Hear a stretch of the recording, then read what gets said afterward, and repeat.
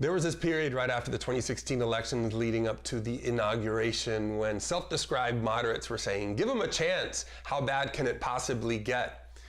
I was astounded to hear that kind of talk, even back then, because not only had he already told us exactly who he was, from the moment he came floating down that gilded escalator and started calling immigrants rapists and drug dealers, but also because 62 million Americans apparently thought that kind of talk was okay and voted for it. Here we are 500 plus days into his administration, and we've only just begun to see how bad things can get.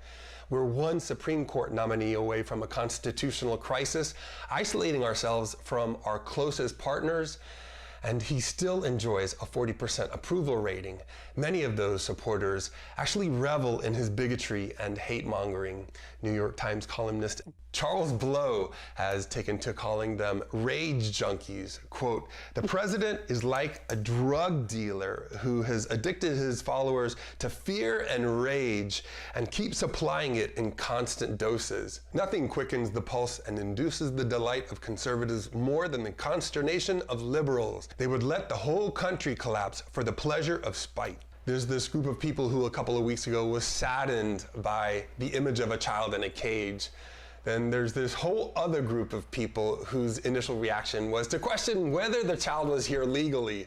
It's the same group who for decades has assumed moral authority over the rest of us, proclaiming themselves to be pro-life and family values voters, and who'd burn everything to the ground now just to inflict as much pain as possible on their perceived enemies.